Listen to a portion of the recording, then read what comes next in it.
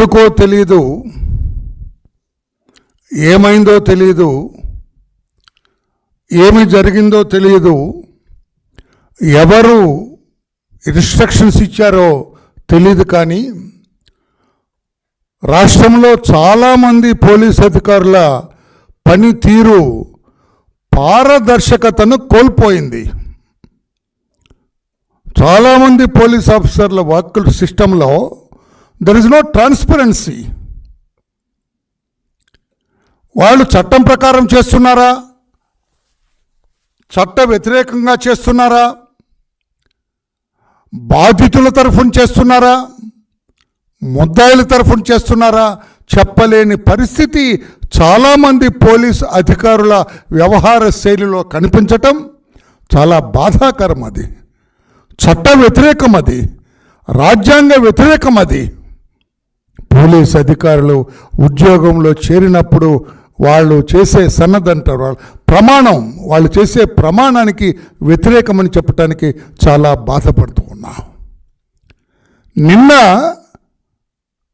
పెద్దలు డాక్టర్ కొల్లి రఘురామరెడ్డి గారు, ఆయన సిఐడి చీఫ్గా ఉన్నారు, విజిలెన్స్ అండ్ ఎన్ఫోర్స్మెంట్ హెడ్గా ఉన్నారు.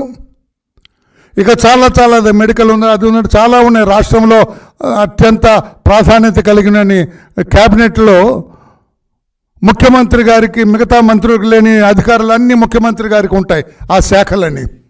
అట్లాగా ఈయనకు కూడా చాలా పదవులు ఉన్నాయి, చాలా శాఖలకు అధిపతిగా ఉన్నాడు ఆయన, డిపార్ట్మెంట్స్కు. ఆయన సిట్ అధికారిగా ఉంటూ నిన్న బహిరంగంగా ఆయన ఆఫీస్ కార్యాలయం ముందు, సిట్ ఆఫీస్ ముందు హెరిటేజ్ సంస్థకు చెందిన ఫైల్స్ అన్నీ కూడా తగలపెట్టారు. చాలా నిన్నంతా there was lot of uproar ప్రజల్లో, పత్రికల్లో, ఎలక్ట్రానిక్ మీడియాలో, ప్రతిపక్షాల్లో అంతా అయిపోయి మేము సిఇఓ దగ్గరికి, చీఫ్ ఎలక్టరల్ ఆఫీసర్ దగ్గరికి వెళ్ళి చెప్పవలసిన పరిస్థితి మాకు వచ్చింది. ఎందుకు అటువంటి పరిస్థితి వచ్చింది?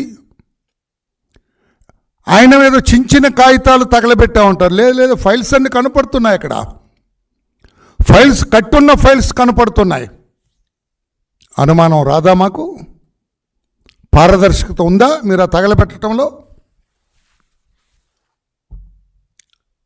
ఎందుకు రాష్ట్రంలో చాలామంది పోలీస్ అధికారుల్ని ప్రజలు అనుమానిస్తున్న నేపథ్యంలో వారి వ్యవహార శైలి రాష్ట్ర ప్రజలు చాలామందికి అనుమానాన్ని కలిగిస్తున్న సందర్భంలో ఈ కొల్లి రఘురామరెడ్డి గారి వ్యవహార శైలి కూడా చాలామంది ప్రశ్నిస్తూ ఉన్నారు, చాలామందికి అనుమానంగా ఉంది. అటువంటి అనుమానితుడైన వ్యక్తి, ప్రజల దృష్టిలో అనుమానితుడిగా ఉన్న వ్యక్తి వర్కింగ్ సిస్టంలో ఆ ఫైల్స్ అలా తగలబెట్టడం, నేనంటున్నా ఈ రోజున ఆయన కావాలనే ఆ ఫైల్స్ తగలబెట్టాడు. ఆయన మీద వ్యతిరేకమైన ఎవిడెన్స్ ఉన్న ఫైల్స్ అవి అని నేను అంటాను, కాదని మీరు చెప్పగలరా? ఆ ఫైల్స్ అలాగే ఉంటే భవిష్యత్తులో they may speak against him. అవి డాక్టర్ కొల్లి రఘురామరెడ్డి గారికి వ్యతిరేకంగా సాక్ష్యాలుగా పనికొచ్చే అవకాశం ఉండొచ్చు. ఎందుకంటే నేను కారణం కూడా పత్రికా సోదరులారా మీరు కూడా వినాలి. ఇట్లు అధికారులు, పోలీస్ అధికారులు ఎలా కూడా చేస్తారా అని మీరు గమనించాలా. అంతకు ముందు రోజు చీఫ్ ఎలక్షన్ కమిషన్ నుండి ఆయనకు ఫోన్ వచ్చింది. సార్ వినాలి సార్ మీరు. చీఫ్ ఎలక్షన్ కమిషన్ ఢిల్లీ నుంచి రఘురామరెడ్డి గారికి ఫోన్ వచ్చిందట. రఘురామరెడ్డి గారు, మీరు అస్సాం పోలీస్ అబ్జర్వర్గా వెళ్ళాలి ఎలక్షన్కు, ఎలక్షన్లో కౌంటింగ్ అయిపోయేంత వరకు అక్కడ ఉండాలి, మీరు గెట్ ప్రిపేర్డ్ అని చెప్పారట. ఇన్ఫర్మేషన్, మాకున్న ఇన్ఫర్మేషన్. దాని మీదట ఆయన కంగు తిన్నాడు, చిన్న శివరింగ్ వచ్చింది ఆయనకి. ఇన్ని రోజులు, దాదాపు నెల రోజులు ఆఫీసు వదిలి, రాష్ట్రం వదిలి అక్కడికి వెళ్ళాలా? ఇక్కడ ఏమైపోతుంది? అనేది ఒకటి. ఒకవేళ నేను అక్కడికి పోయి మరి నెక్స్ట్ మంత్ జూన్ 4వ తారీఖున రిజల్ట్స్ వచ్చేంత వరకు కూడా అక్కడ ఉండాలి ఆయన అబ్జర్వర్గా. జూన్ 4వ తారీఖున రాష్ట్రంలో పరిస్థితులు తెలుగుదేశం పార్టీకి అనుకూలంగా ఉన్నాయి, చంద్రబాబు గారి కూటమికి అనుకూలంగా ఉన్నాయి. అధికార మార్పిడి జరిగితే చంద్రబాబు నాయుడు గారు కూటమి అధికారంలోకి వస్తే ఆయన ముఖ్యమంత్రి అవుతారు. ఈయన ప్లేస్లో డెఫినెట్గా అందరికీ తెలుసు ఇమ్మీడియట్గా వేరే అధికారి వస్తారు. ఆయనకి తెలుసు, నాకు తెలుసు, చంద్రబాబు గారికి అందరికీ తెలుసు. ఈయన ఒక్క క్షణంలో కూడా అక్కడ ఉంటాం. ఆయన అవకతవకలని మాకు తెలుసు కదా, ఆయన ఎలా చేశాడో మాకు తెలుసు కదా, ఎంత అన్యాయం చేశాడో మాకు తెలుసు కదా, మా అధినాయకుడిని ఏ రకంగా కార్నర్ చేశాడో మాకు తెలుసు కదా, ఏ రకంగా తప్పుడు సాక్ష్యాలు ఆయన సేకరించాడో మాకు తెలుసు కదా. అందుకని వెంటనే ఆ రూమ్కి తాళం వేస్తాం మేము. ఇక మరలా తిరిగి వచ్చిన తర్వాత కొల్లి రఘురామరెడ్డి గారు ఆ రూమ్లోకి వెళ్ళే సమస్య లేదు. ఆయన మేము అధికారంలోకి రావడంతో ఆ రూమ్కి తాళం వేస్తాం.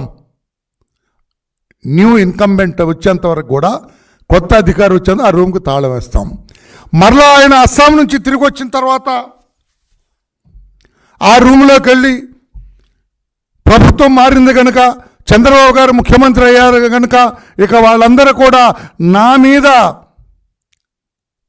నేను అప్పుడు వ్యవహరించిన తీరు మీద వాళ్ళు సాక్ష్యాలు సేకరించే అవకాశం ఉంటుంది కదా. తప్పకుండా మీరు చేసిన తప్పులకి అంటుంటాం కదా, అనుభవించాల్సిందే కదా. అందుకోసం ఏదైతే ఆయనకు వ్యతిరేకంగా సాక్ష్యాలుగా ఉపయోగపడతాయో అని అవన్నీ కూడా ఆయన కలెక్ట్ చేసి తగలబెట్టారు అని నేను అంటాను. నేను ఏం సమాధానం చెబుతారు మీరు? కొల్లి రఘురామరెడ్డి గారు ఏం సమాధానం చెబుతారు? చించిన కాగితాలను తగలబెట్టానని మీరు నిన్న ఒక రిబటాలు ఇచ్చారు. పత్రికల్లో వచ్చిన దానికి, ఎలక్ట్రానిక్ మీడియాలో వచ్చిన దానికి మీరు ఒక రిజైండర్ లాంటిది ఇచ్చారు. అందులో ఏమి ఇచ్చారు మీరు? పత్రికా సోదరులు వినాలి. ఇదే రఘురామరెడ్డి గారు ఆయన సంతకంతో,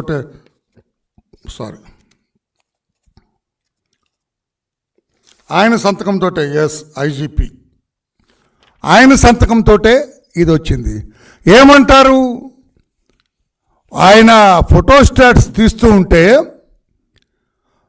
ఆ మిషన్లో స్ట్రక్ అయినాయట పేపర్స్.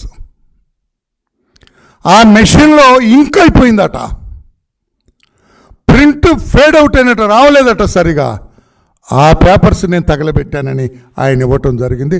పాత్రికేయుల మీద కేసు పెడతాను, పాత్రికేయుల్ని చట్టానికి పట్టిస్తాను ఇదని చెప్పి పాత్రికేయుల్ని బెదిరించడం కూడా జరిగింది. ఆయన నేనంటున్నాను, నేను సిఐడి ఆఫీసులో ప్రింటర్ మిషన్కి ఇంక్ అయిపోతుందండి, ఇంక్ అయిపోతే వెంటనే కొనుక్కొస్తారు, ఆ కార్ట్రిడ్జ్ మార్చేస్తారు.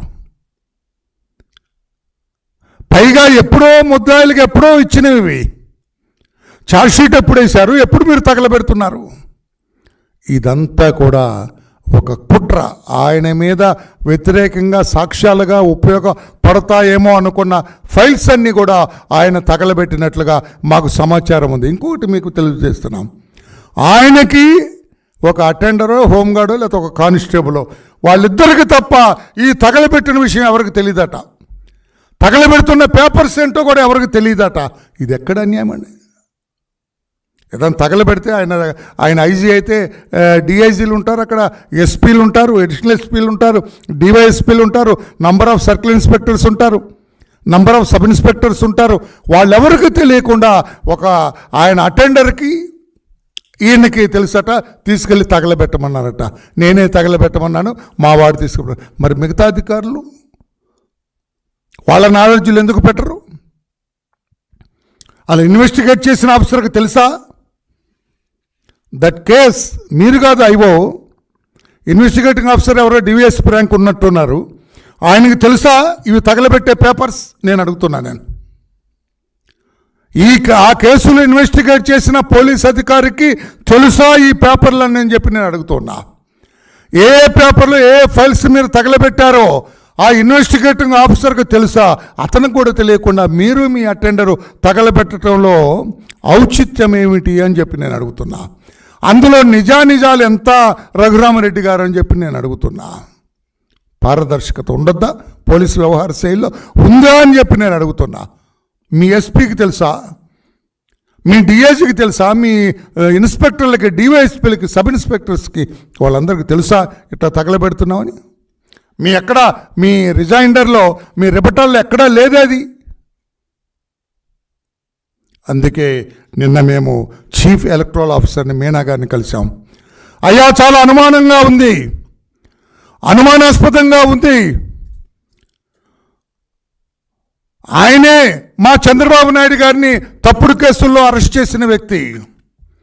ఆయనే అరెస్ట్ చేసే రోజు కూడా చాలా ఓవర్ యాక్షన్ చేసిన వ్యక్తి. ఆయన 52 రోజులు వీళ్ళ కంకాక్టెడ్ కేసులో, వీళ్ళు క్రియేట్ చేసిన కేసులో,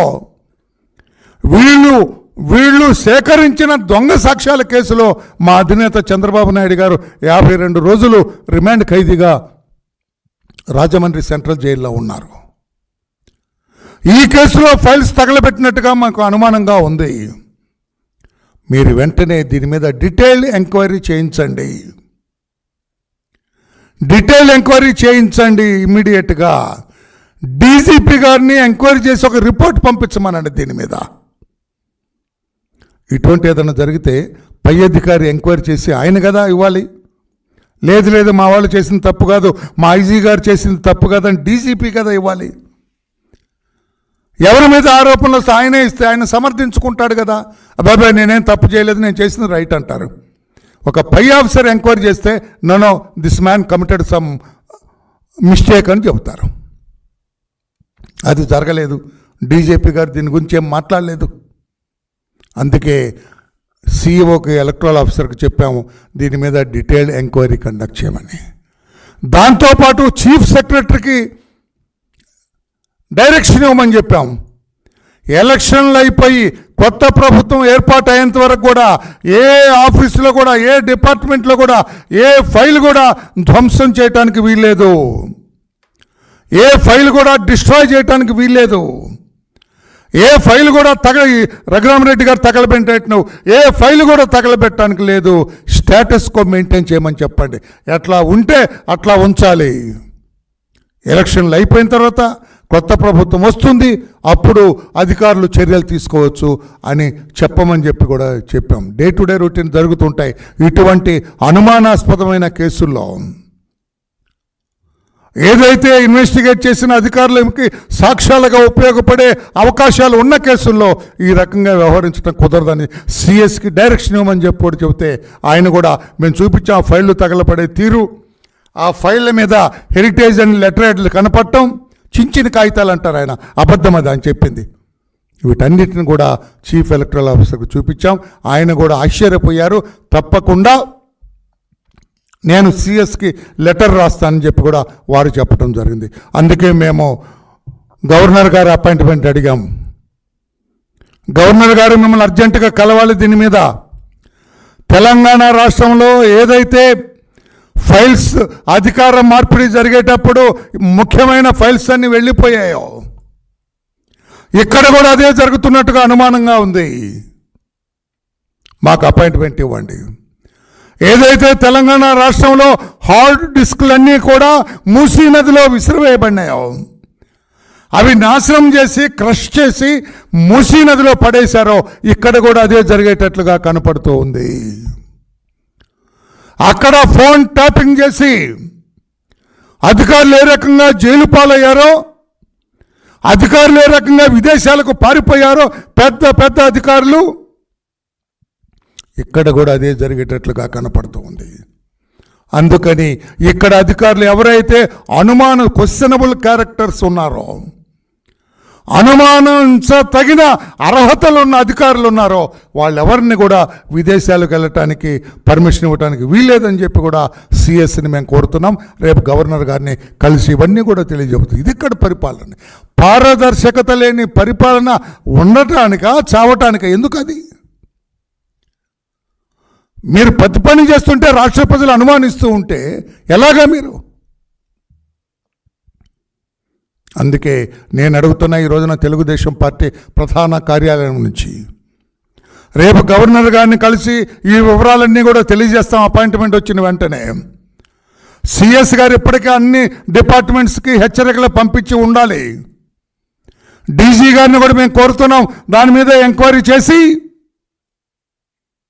ఇమ్మీడియట్గా రిపోర్ట్ కాల్ఫర్ చేయండి. ఆయన తగలబెట్టిన ఫైల్స్ ఏంటి, ఎందుకు తగలబెట్టారు, ఆయన ఎలక్షన్ డ్యూటీ వేసి అస్సాం రాష్ట్రానికి పంపించే నేపథ్యంలో ఇవి తగలబెట్టడంలో ఔచిత్యం ఏంటని చెప్పి మేము అడుగుతున్నాం.